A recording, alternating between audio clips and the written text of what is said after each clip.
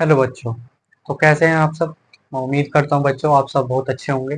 हाँ तो बच्चों हमने कल चैप्टर 6 पूरा कंप्लीट कर दिया था।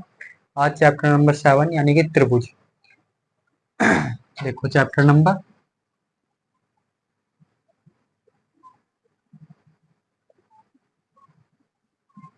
त्रिभुज।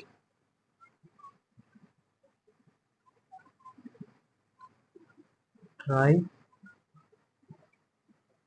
एंगल्स। ठीक।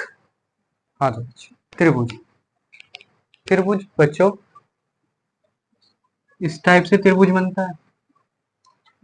अब इसके नाम दे दो ए बी सी। त्रिभुज में कितनी भुजाएं? 3 भुजाएं। एक ए बी, एक ए वाली, एक ए वाली और एक ए वाली। अगर ये तीनों भुजाएं बराबर होती हैं तो बच्चों को बनता है समबाहु त्रिभुज। अब जब 3 भुजा है तो 3 ही कोण बनेंगे। 3 कोण। यदि इसके तीनों कोण बराबर हैं तो वो समबाहु त्रिभुज होता है, जिसके तीनों कोण बराबर और तीनों भुजाएं बराबर होती हैं। ठीक। अब दूसरी बात, त्रिभुज के तीनों कोणों का योग 180 डिग्री होता है। ठीक है चलो, ये तो ही बेसिक बात बच्चों। अब एक बात बताओ बच्चों, अब ये 2 मार्कर है बच्चों, समझो। 2 मार्कर, अब दोनों ही सेम है। वैसे तो अलग है पर दोनों सेम। क्या मैं अगर ऐसे रख दूं, क्या ब्लैक वाला तुम्हें दिख रहा है? अगर थोड़ा बहुत दिख रहा हो तो इग्नोर करिए ना। मान लो ये दोनों बिल्कुल सेम है। अगर मैं दोनों को आमने सामने रखूं, तुम्हें ब्लू वाला दिख रहा है, ब्लैक वाला नहीं दिख रहा। तो हम क्या कह सकते हैं भाई, जब दोनों सेम है तो दोनों की आकृति सेम है। जब इसने इसे ढक लिया तो हम कह सकते हैं कि ये दोनों सर्वांग है।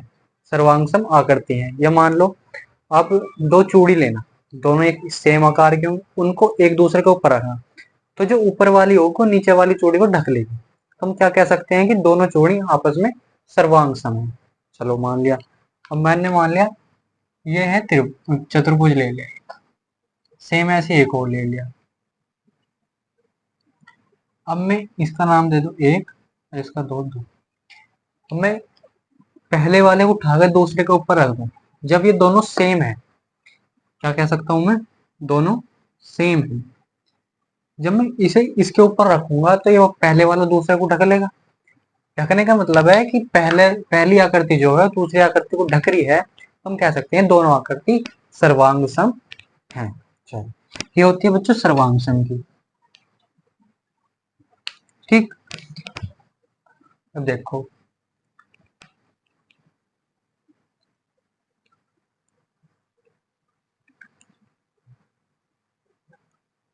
अब देखो बच्चों, ये कुछ आकृति दे रखी है।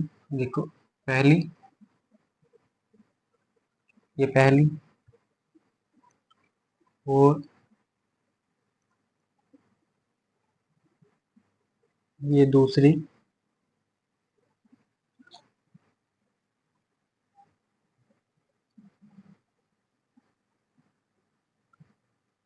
ये तीसरी,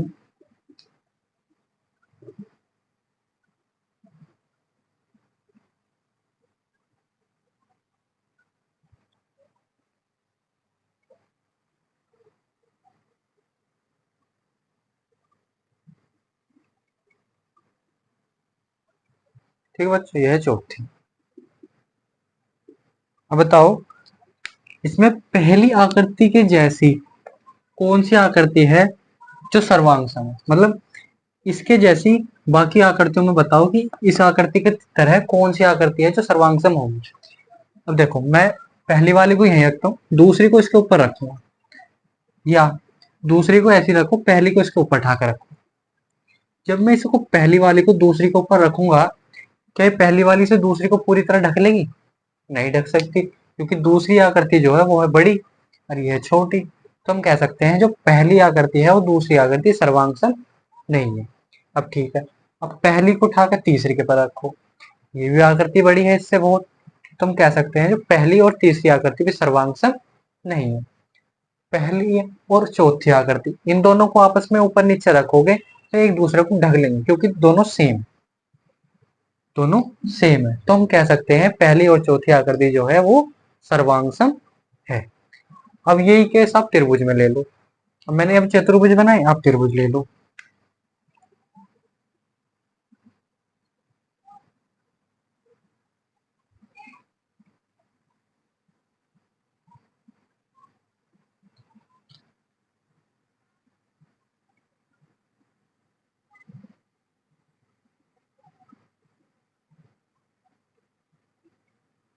देखो, पहली, दूसरी, तीसरी और ये चौथी।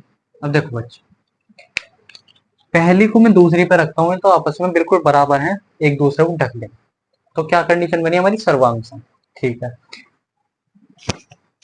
अब मैं पहली को तीसरी पर रखता हूँ, तीसरी आकृति है बड़ी, तो ये एक आपस में पूरी तरह ढक नहीं पाएंगे, तीसरी आकृति में दिखेगी। तो क्या होगा कि पहली और तीसरी आकृति सर्वांग सम नहीं। फिर पहली और चौथी आकृति देखो, जब मैं इन दोनों को आपस में ऊपर नीचे रखूंगा तो वो तो बहुत छोटी है, ये है बड़ी। तो हम फिर से कह सकते हैं पहली और चौथी आकृति सर्वांग सम नहीं। इसमें कौन सी पहली और चौथी आकृति सर्वांग सम है, और इसमें पहली और दूसरी आकृति सर्वांग सम है। सर्वांग सम का मतलब बच्चों एक जैसा, एक प्रकार का और एक जैसा माप। आगे हम चल के इनका अलग अलग प्रकार पढ़ेंगे कि side angle side, angle angle side और एंगल साइड एंगल। इस तरह से बनते हैं कि दो भुजा बराबर हो, एक कोण बराबर हो, तो साइड एंगल साइड बनेगा, वो भी सर्वांग सम कहलाएगा। दो कोण बराबर हो और एक भुजा बराबर हो, तो वो भी सर्वांग सम कहलाएगा। अगर एक कोण फिर भुजा और एक कोण ऐसे बराबर हो तो जब भी सर्वांग सम कहलाए। ठीक, चलो अब एक नोट पॉइंट लिखना बच्चों।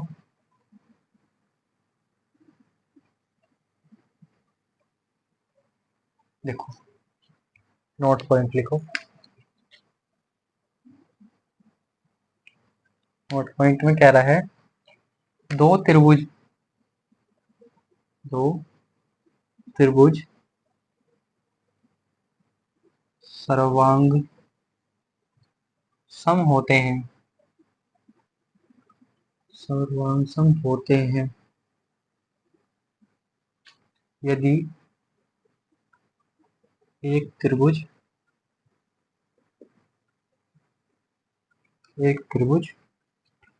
की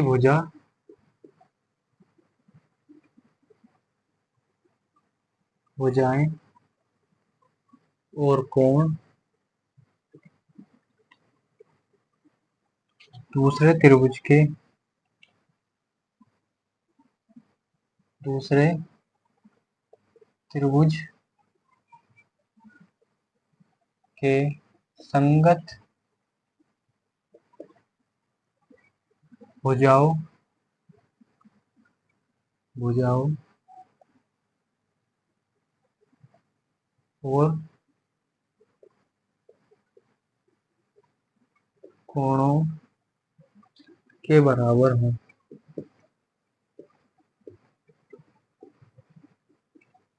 देखो कह रहा है दो त्रिभुज सर्वांगसम होते हैं यदि एक त्रिभुज की भुजाएं और कोण दूसरे त्रिभुज के संगत भुजाओं और कोणों के बराबर हो। ठीक, अभी देखो बच्चों, कुछ आकृति दे रखी है। देखो,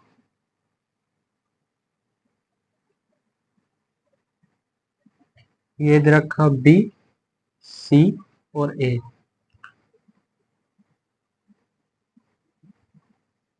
ये 4 सेंटीमीटर, ये 5 सेंटीमीटर और ये 4.5 सेंटीमीटर।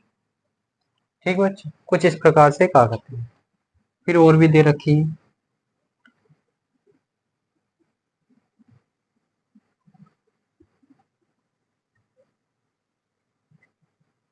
ये 4.5, ये 4 और ये 5, ये आर, क्यू, टी।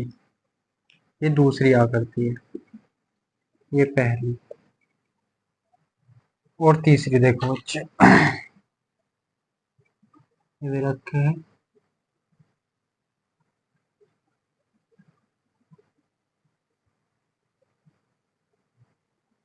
ये 4 है, ये 5, ये 4.5 और नाम है इसका DFE।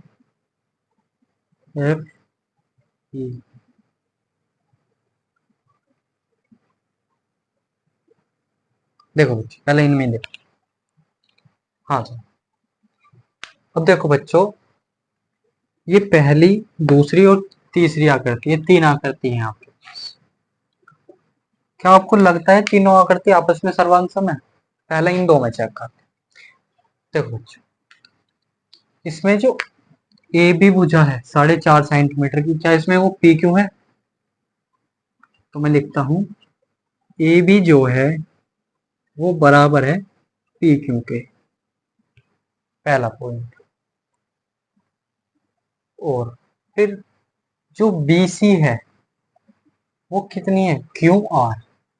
ऐसे ही चलना बच्चों, एक पॉइंट पकड़ ले, जैसे आपने ए पकड़ा तो ए से बी, फिर बी से सी और सी से ए, क्लॉकवाइज। यह है एंटी क्लॉकवाइज, उल्टा चल रहा है ना घड़ी के विपरीत। सेम ऐसे यहाँ, जैसे पी पॉइंट पकड़ा तो फिर क्यों चलना, फिर आर आना, फिर वापिस आर से पी आना। ये मत करने की पहले पी चल दिया, फिर क्यों चल दिया, फिर आर, फिर क्यों, फिर उल्टा इंगे तिंगे मत चलना, सीधा सिक्वेंस में चलना ऐसे। ठीक, तो क्या करा हमने, पहले ए से बी, तो ए से बी जो हमारा पी से क्यों हो गया, फिर बी से सी जो है 5 सेंटीमीटर, तो क्यों से आर हमारा 5 सेंटीमीटर, तो बी सी भुजा जो है वो क्यू आर के बराबर है। फिर सी ए जो भुजा है वो आर पी के बराबर है। सी ए जो भुजा है वो आर पी के बराबर है। अब ठीक है बच्चों, इसमें जो एंगल पी है वो एंगल ए के बराबर है। कैसे पता चला? देखो, एक भुजा है 4.5 सेंटीमीटर की और 4 सेंटीमीटर, तो इसमें भी एक भुजा 4.5 की और एक 4 की, दोनों भुजाएं सेम है। तो क्या लिख सकता हूं मैं, एंगल पी वो बराबर है एंगल ए के। या ठीक, ये ऐसा कर दो बराबर ना बोल के, ये ऐसा चिन्ह, कोई फर्क नहीं पड़ता। ठीक, यहाँ पे भी ऐसे क्यों चाहे। अब एंगल बी जो है वो एंगल क्यों है, तो एंगल बी वो एंगल क्यों है, और एंगल सी जो है वो एंगल आर है। Angle C angle R. अब देखो, अब जैसी ये आकृति है सेम ऐसी आकृति ये है, भुजा सारों की ऐसी है। अब मैं इसे थोड़ा उलट पुलट करके इस आकृति के ऊपर लाके ढक दूं। जब भुजा सेम है, एंगल बराबर है, तो क्या एक दूसरे को ढकने लेंगे? ढक लेंगे ना। तो हम क्या बोल लेंगे कि त्रिभुज ए बी सी सर्वांग सम है त्रिभुज पी क्यू आर के। ठीक बच्चों, ये जो त्रिभुज है, ये जो चिन्ह है बच्चों सर्वांग सम का, वो इस तरह से बनता है, दो बराबर के निशान ऊपर से ऐसे, ऐसा उल्टा ऐसे लिटा के ऐसे, वो ऐसा। तो ये होगी सर्वांग सम। आप बच्चे इसे ऐसे नहीं लिख सकते Q P Q R P, जैसा मैंने लिखा ना पी आर क्यू, जैसे यहाँ पे ए है तो ए किसके बराबर है, वो पी के, तो पहले यहाँ पे पी आएगा, फिर पी किसके बराबर है, क्यू के, फिर क्यू आएगा, सी किसके बराबर, आर। सीक्वेंस में चलना है। अगर आपने यहाँ पे क्यू पी आर लिख दिया ना तो वो गड़बड़ हो जाएगी, फिर सर्वांग सम नहीं रहेगी। ठीक, सेम ऐसे यहाँ देखो, इस वाले त्रिभुज और इस वाले त्रिभुज में, पहले और तीसरे में, क्या डीई जो भुजा है, चलो मैं पहले ए ए भी पकड़ लो, तो ए बी कौन सी होगी इसमें, तो ये ए बी की जगह है एफ डी, एफ डी। फिर है बी सी, तो डी ई। फिर है सी ए, तो ई ए। मैं लिखता हूं ए बी की जगह है, ए बी की जगह F, F D, F D. और बी सी की जगह है, बी सी की जगह है डी ई, और सी ए की जगह है ई एफ। ठीक, अब एंगल देखिए, एंगल ए की जगह कौन सा एंगल है, एंगल एफ। एंगल ए की जगह है एंगल एफ। एंगल डी की जगह कौन सा, एंगल बी, तो एंगल बी की जगह है एंगल डी। वो एंगल सी की जगह है एंगल ई। ठीक, तो अब मैं सर्वांग किस, तो त्रिभुज ए बी सी सर्वांग होगा, कैसा सीक्वेंस पर चलेंगे, एफ डी ई के, त्रिभुज एफ डी ई। ठीक, ठीक है बच्चे चलो। हाँ, एक नोट पॉइंट लिख लेना यहाँ, नोट लिख लो कि, चलो आगे लिखना है, इस पर कभी आए ना। ठीक है बच्चे, समझ में आया होगा आपको।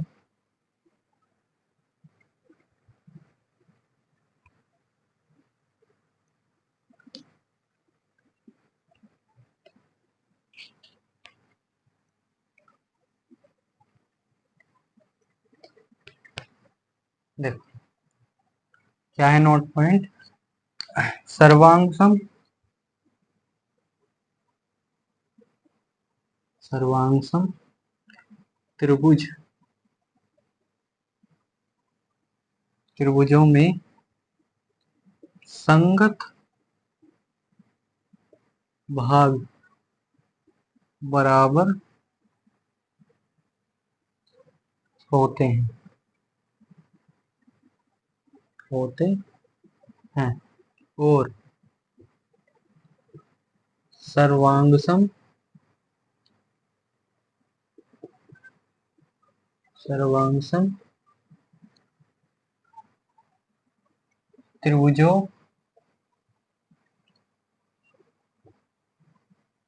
के संगत भागों के लिए हम इसे, हम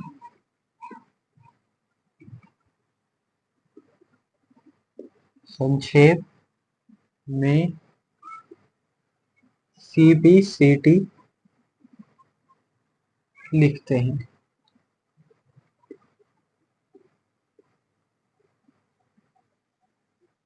ठीक, देखो बच्चे, वो कह रहा है सर्वांगसम त्रिभुजों में संगत भाग बराबर हो।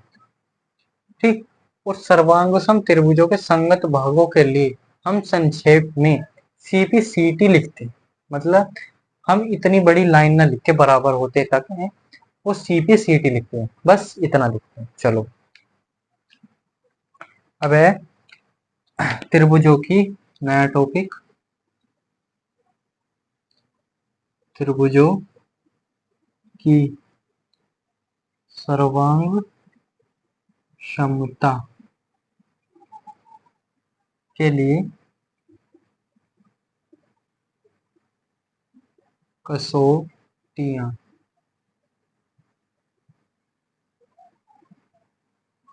ठीक है,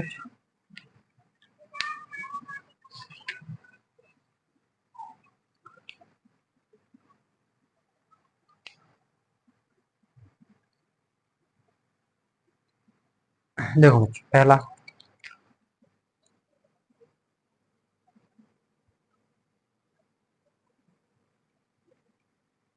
विग्रह हित,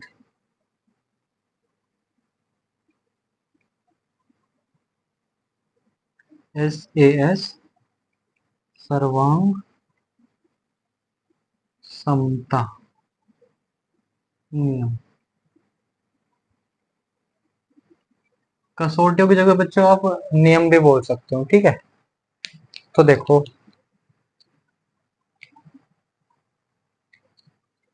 दो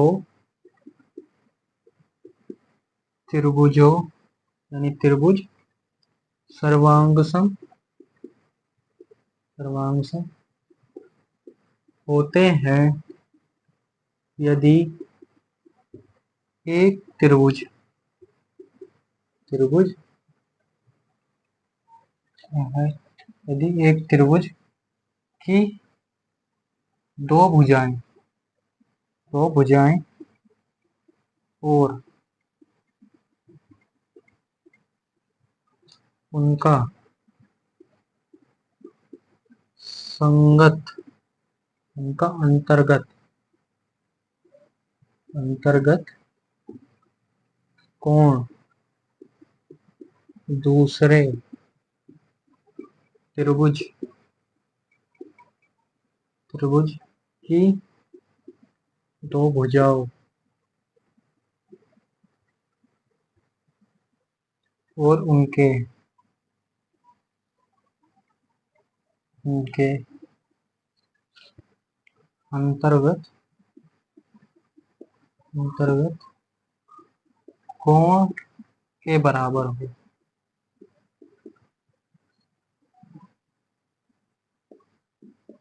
ठीक बच्चों, वो कह रहा है, ये है बच्चों SAS, यानी कि S का मतलब है साइड, A का मतलब है एंगल, और S का मतलब फिर से साइड, यानी कि साइड एंगल साइड। यहाँ पर लिख लो क्या है, साइड एंगल साइड। ठीक, साइड एंगल साइड, सर्वांग समता नियम। दो त्रिभुज सर्वांगसम होते हैं यदि एक त्रिभुज के दो भुजाएं और उसके अंतर्गत या उनके संगत अंतर्गत कोण दूसरे त्रिभुज के दो भुजाओं और उनके अंतर्गत कोण के बराबर होता है। ठीक, देखो बच्चों, मान लिया जो हमें दो त्रिभुज दे रखे हैं,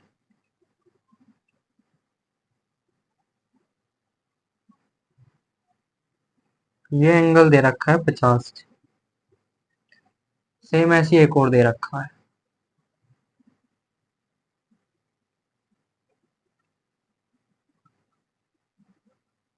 अब के ये वाला एंगल 50 डिग्री, इसका नाम दे रखा है ABC, इसका नाम दे रखा है PQR, या ऐसे देंगे, ये P ये Q और ये। अब देखो बच्चों, इसमें AB जो है मान लो कि AB और BC और PQ और AR ये दोनों भुजाएं बराबर है। तो मान लो, माना AB जो है वो बराबर है किसके, PQ के, और BC जो है वो QR के बराबर है, QR के बराबर।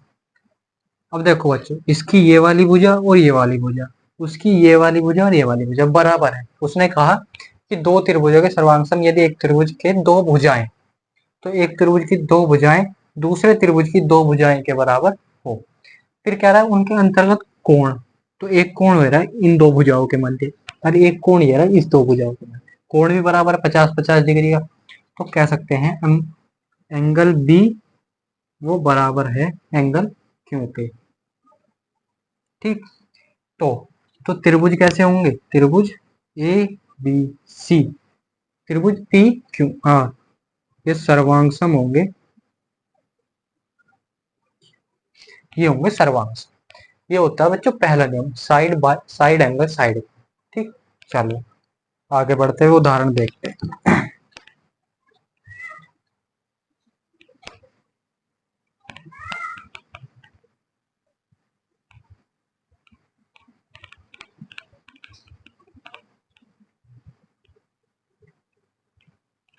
अभिग्रहित बच्चों इसे इसलिए कहा गया क्योंकि जो पिछली विधि ज्ञात थी, विधि जो ज्ञात थी उनसे इसे सिद्ध नहीं किया गया, तो इसे अभिकृत के रूप में सत्य मान लिया गया। ठीक, पूरी तरह इसे सेटिस्फाई मतलब इसकी पूरी तरह से जांच नहीं की कर पाई, इसे वो नहीं कर पाए, पूरी तरह से बता नहीं पाए, तो इसलिए इसे अभिग्रहित कह दिया गया, अभिग्रहित के रूप में इसे सत्य मान लिया गया। ठीक, तो उदाहरण देखो, उदाहरण कह रहा है OA बराबर होगी, उदाहरण 1, OA बराबर OB और OD बराबर OC है, दर्शाइए कि एंगल AOD सर्वांग सम है त्रिभुज बी ओ सी है। ओ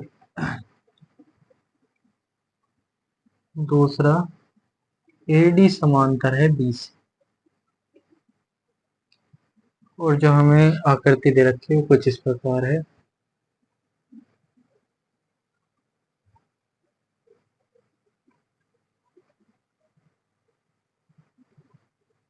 यह डी, यह ए, और ये है बी, ये सी, ये ओ।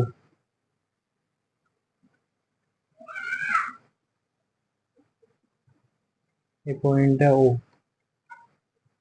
अब देखो बच्चों, देखो आंसर। अब जो जो हमें दिया है पहले वो लिख लो। क्या क्या दिया है हमें? दिया है, दिया है ओ ए बराबर ओ भी दिया है, और ओ डी बराबर ओ सी भी है। ये चीज हमें दी है। अब देखो बच्चों, त्रिभुज बी, त्रिभुज ए ओ डी और त्रिभुज बी ओ सी, जो कोण है ये वाला एंगल और ये वाला एंगल, या ऐसा समझो सी डी और बी ए दो प्रतिच्छेदित रेखाएं हैं, प्रतिच्छेद करती हैं बिंदु ओ पर। ये बात उसने लिखी नहीं पर हमें तो दिख रहा है ना। ये जो दो रेखाएं सी डी और बी आपस में प्रतिच्छेद हो रही, प्रतिच्छेद का मतलब आपस में काट रही हैं, वो भी किसी बिंदु पर। तो बिंदु ओ पर वे काट रही। तो हमें क्या पता चलता है इससे कि शीर्षाभिमुख कोण बराबर होंगे। तो एंगल बी ओ सी बराबर होगा एंगल ए ओ डी के, क्योंकि शीर्षाभिमुख कोण है। देखो उसने हमें दिया नहीं, पर हमें दिमाग लगाना पड़ेगा कि हमें क्या क्या इस चीज इसमें दिखाई दे रहा है।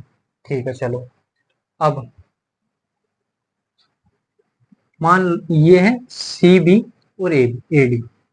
अब उसने कहा है ओ ए और ओ बी ये रेखा है बराबर, रेखा ओ ए ओ बी ये है बराबर, ये है आपस में बराबर। और ओ डी यानी कि ये और ये ओ सी ये आपस में बराबर। अब देखो ये दो रेखा और ये वाला एंगल और इसका ये वाला एंगल और ये दो रेखा आपस में बराबर है। तो हमारी कौन सी वो बनी कि एंगल, पहला देख लो, त्रिभुज ए ओ डी सर्वांगसम होंगे बी ओ सी के, क्योंकि यहाँ पर है साइड एंगल, साइड सर्वांग,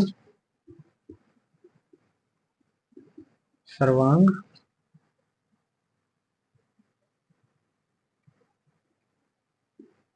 सर्वांग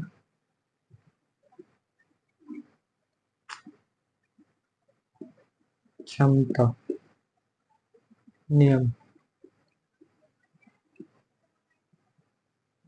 ठीक बच्चों, यहाँ है देखो, इसका मतलब क्या है? एस एस का मतलब दो साइड यानी कि दो भुजाएं, पहली दूसरी, और तीसरा है एंगल, बीच में एंगल, एंगल दो भुजाएं और एक कोण, दो भुजाएं एक कोण, दो भुजाएं एक कोण बराबर हैं। तो क्या होगा क्या वे दोनों त्रिभुज आपस में बराबर नहीं होंगे? अगर आप क्या करो, आपको बिल्कुल ऐसे ही करना है।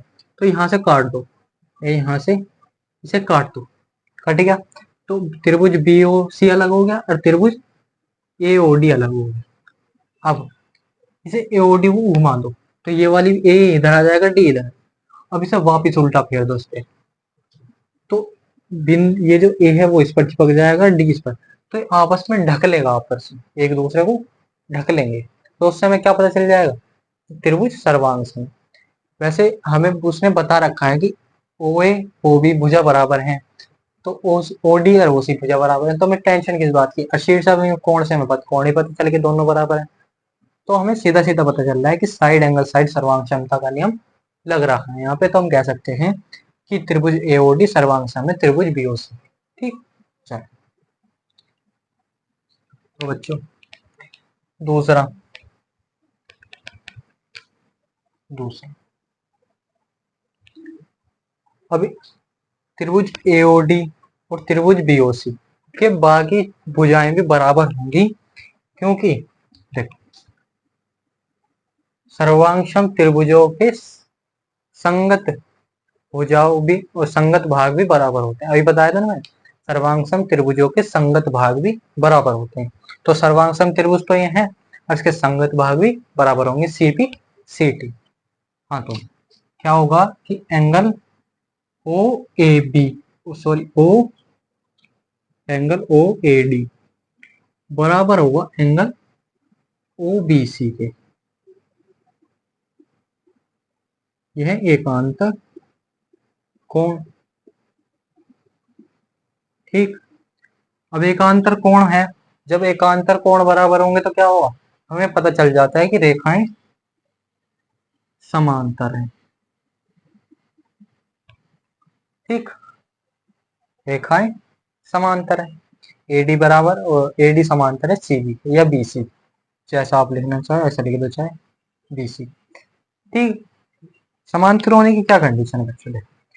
अगर उसने हमें रेखाएं समांतर में बता दिया, रेखाएं समांतर होने की कंडीशन क्या है, अगर उसने बताया कि रेखाएं समांतर है तो हमें उससे पता चलेगा भाई हाँ उसके एकांतर कोण, संगत भुजाएं, वो संगत कोण और तिर्यक रेखा के एक ही ओर के कोण बराबर होंगे।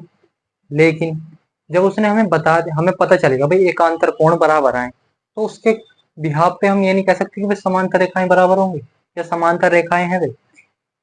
जब भी एकांतर कोण बराबर आ जाए या संगत कोण बराबर आ जाए या तिर्यक रेखा के एक ओर के कोणों का योग 180 डिग्री आ जाए, तो आप सीधे कह देना कि भाई रेखाएं समांतर है। बस इतनी बात ध्यान रखो। ठीक, ये आपको समझ में आएगा। मैं आगे बढ़ता हूँ।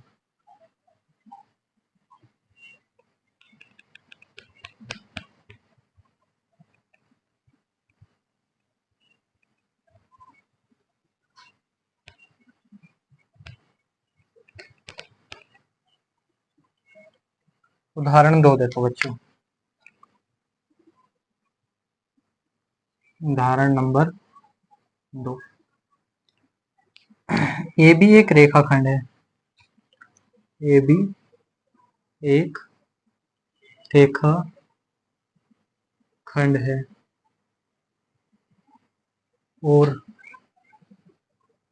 रेखा एल इसका लंब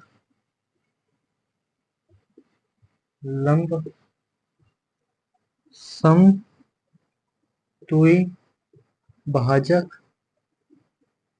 है। यदि एल पर स्थित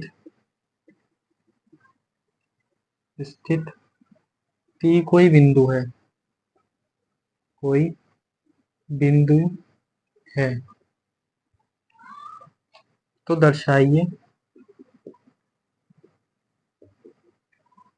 दर्शाइए कि बिंदु की पी बिंदुओं ए और पी से समदूर समदूरस्थ इक्विडिस्टेंट है। देखो बच्चों,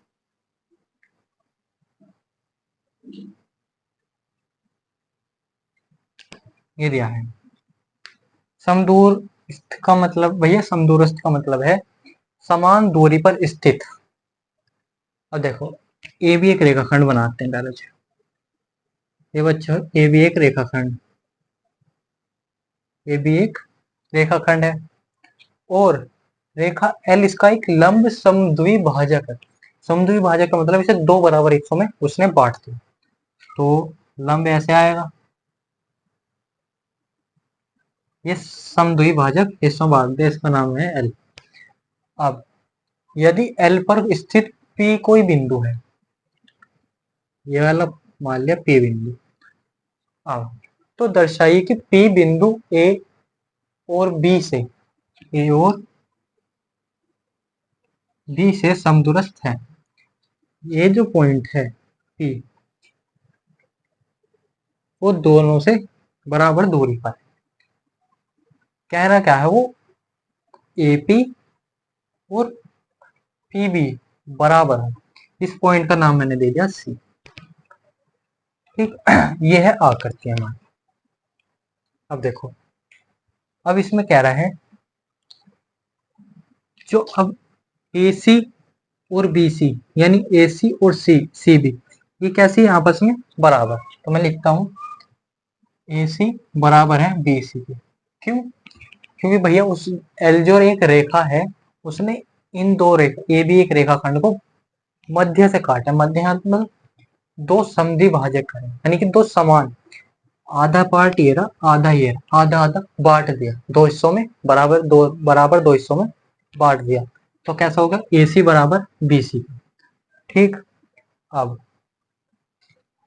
एंगल PCA, एंगल PCA बराबर है एंगल PCB के। ठीक, अब ये जो PCA है ये कितना है, 90 डिग्री। ये वाला एंगल भी कितना है, 90 डिग्री। ठीक है, चलो अब देखो बच्चों, PC जो है वो दोनों त्रिभुजों के उभयनिष्ठ रेखा है। PC दोनों त्रिभुज की उभयनिष्ठ रेखा है। अब यहां देखो बच्चों, एक भुजा दो भुजा, एक भुजा दो भुजा और एक एक कोण, यानी कि दो भुजा एक कोण बराबर है। तो त्रिभुज कैसे होंगे, सर्वांग सम। त्रिभुज PCA सर्वांग सम होगा त्रिभुज PCB के। साइड एंगल साइड नियम। ठीक, तो देखो साइड कौन कौन से, पहली साइड AC, दूसरी साइड PC, पहली साइड BC, दूसरी साइड PC। ठीक, एंगल कौन सा है, PCA और यहाँ पर एंगल है PCB, दोनों बराबर हैं। ठीक, अब यहाँ पर क्या लगेगा भाई, त्रिभुज हो गए सर्वांग सम। अब हमारे पास क्या है, CB CT, यानी कि सर्वांग सम त्रिभुजों के संगत भाग बराबर होते हैं। अभी सर्वांग सम त्रिभुज है, तो सर्वांग सम त्रिभुज के भाग जो है, संगत भाग जो है बराबर होंगे। तो ये वाला भी संगत, ये वाला भी संगत, तो कैसे होगी, तो रेखा PA बराबर होगा PB के। यहाँ पर लिख देना CP CT। CP CT मतलब सर्वांग सम त्रिभुजों के संगत भाग बराबर होते हैं। This is answer. चलिए,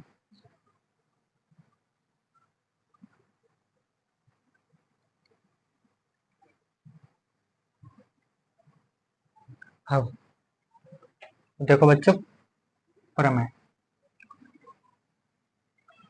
प्रमेय मतलब बच्चों जिसे पुरानी विधियों द्वारा ज्ञात कर लिया गया हो, तो उसे प्रमेय बोल दिया। और जो इसे ज्ञात नहीं कर पाए उसे अभिग्रहित बोल दिया। ठीक है ना।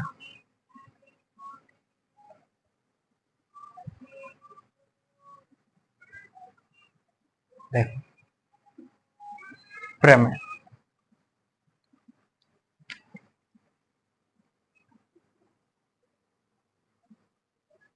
प्रमेय कह रही है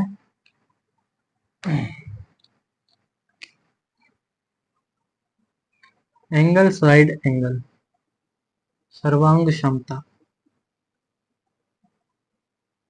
नियम। दो त्रिभुज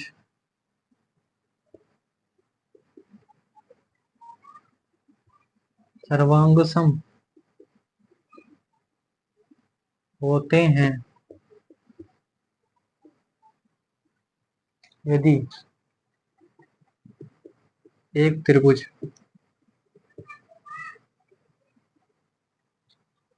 के दो कोण और उनकी अंतर्गत भुजा दूसरे त्रिभुज के दो कोणों और उनकी अंतर्गत भुजा के बराबर हो। ठीक है बच्चों, इसमें क्या है, दो त्रिभुज सर्वांग सम होते हैं यदि एक त्रिभुज के दो कोण और उनकी अंतर्गत भुजा दूसरे त्रिभुज के दो कोणों और उनके अंतर्गत भुजा के बराबर हो। पहले वाले में क्या था कि भाई दो त्रिभुज सर्वांग सम होते हैं यदि एक त्रिभुज की दो भुजाएं और एक कोण और दूसरे त्रिभुज की दो भुजाएं और एक कोण बराबर हो। सेम ऐसे यहाँ है, बस यहाँ पर दो कोण एक भुजा है, वहां पर थी दो भुजाएं एक कोण, बस इतना ही डिफरेंस। ठीक,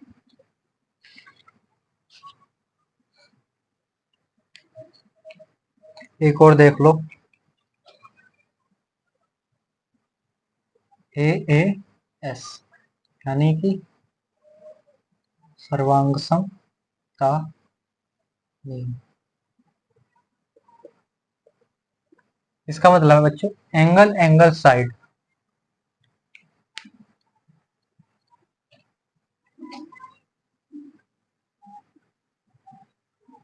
दो त्रिभुज सर्वांगसम सम होते हैं यदि इन त्रिभुजों के दो कोणों के युग्म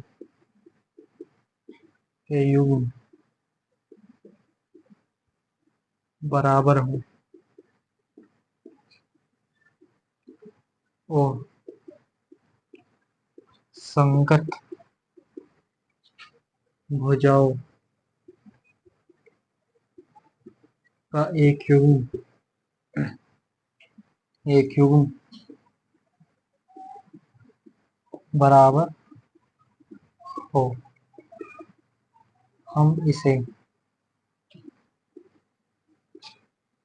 एंगल एंगल साइड सर्वांगसम का नियम कह सकते हैं। ठीक, दो त्रिभुज सर्वांगसम होते हैं यदि इन त्रिभुजों के दो कोणों के युग्म बराबर हो और संगत भुजाओं एक युग्म बराबर हो, हम इसे एंगल एंगल साइड सर्वांगसम का नियम कह सकते हैं। सेम ऐसी हैं दोनों, ज्यादा डिफरेंस नहीं। हाँ,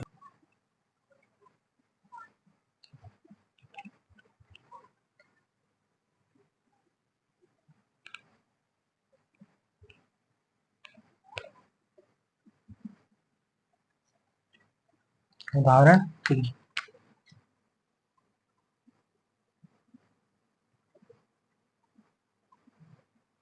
देखो, रेखाखंड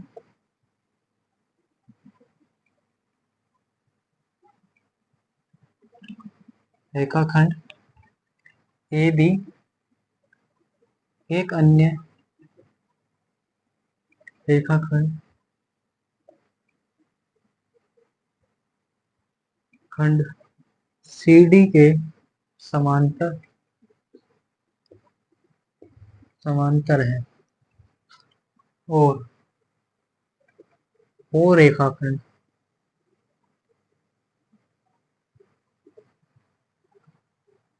एडी का ओ रेखाखंड एडी का मध्य बिंदु है। ठीक, दर्शाइए कि त्रिभुज ए ओ बी सर्वांग सम है। त्रिभुज बी ओ सी। दूसरा, यहाँ देखो, दूसरा है ओ रेखा खंड बीसी का भी मध्य बिंदु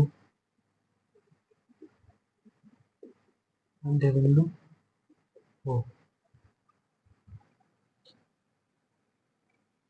देखो आंसर आकृति कुछ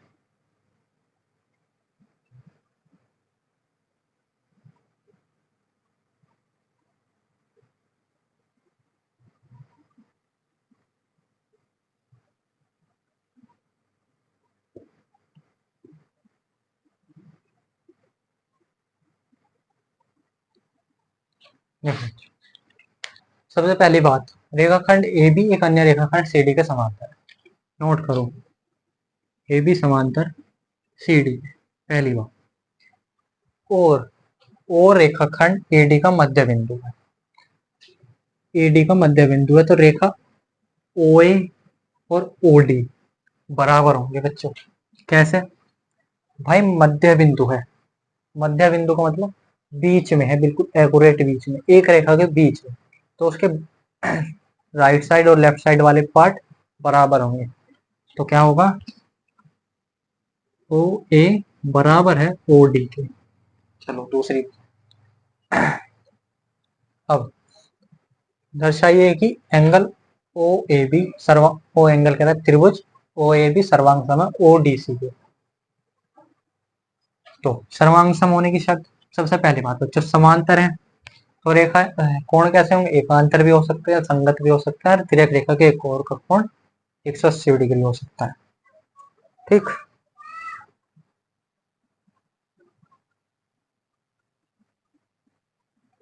देखो तो अब ये समांतर रेखा है, तो ये जो रेखा है सी बी मान लो तिर्यक रेखा है, तो O D C O angle D C O बराबर होगा एंगल ए बी ओ के।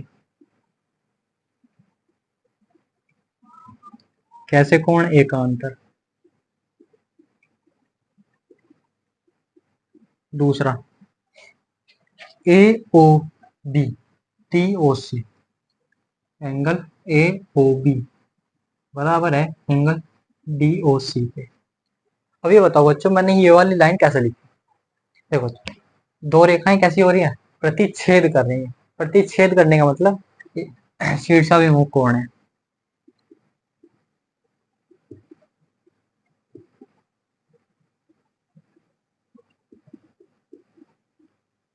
हाँ, अब देखो बच्चों, यहाँ पे दो कोण बराबर हो गए। ये वाला कोण इस वाले कोण के बराबर है, ये वाला एंगल इस वाले एंगल के बराबर है। दो कोण बराबर हो गए, दो त्रिभुजों में दो दो ही कोण बराबर हो। एक भुजाई बराबर है ओ ए और ओ डी, ये भुजाई बराबर है। तो कैसी होगी हमारी सर्वांग सम होने की शर्त? क्या होगी? पहला, ए ओ बी सर्वांग सम है त्रिभुज डी ओ सी की, क्योंकि एंगल साइड वाला फॉर्मूला यहाँ लग गया।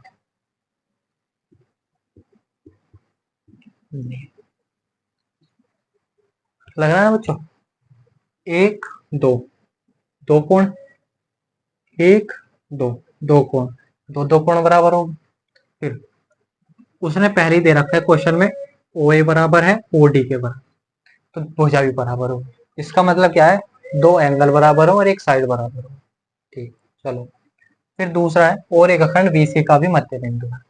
अब बच्चों, मध्य बिंदु हो गई, हम कह सकते हैं भाई जब सर्वांगसम है दोनों त्रिभुज तो उनके सर्वांगसम त्रिभुजों के संगत भाग बराबर होते हैं। तो हम बोल सकते हैं ओ बी बराबर हो गया ओ सी के। क्या कंडीशन है यहाँ? C P C T. This is answer.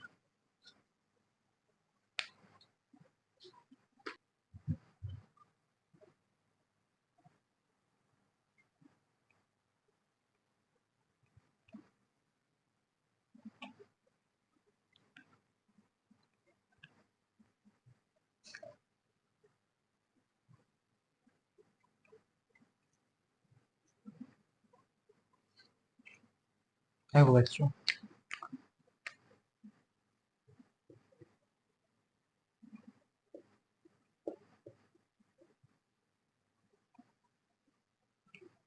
Thank you बच्चों। अगर आपको लेक्चर अच्छा लगा बच्चों, समझ में आया हो, तो चैनल को like subscribe and press the bell icon. और बच्चों जो भी मैंने एक्सरसाइज स्टार्ट नहीं करी, मैंने एक्सरसाइज कल स्टार्ट करूँगा, ठीक है ना। आज आप थ्योरी और एग्जाम्पल जो मैंने बताए हैं उन्हें एक बार फिर से ट्राई करना करके। Okay, good bye.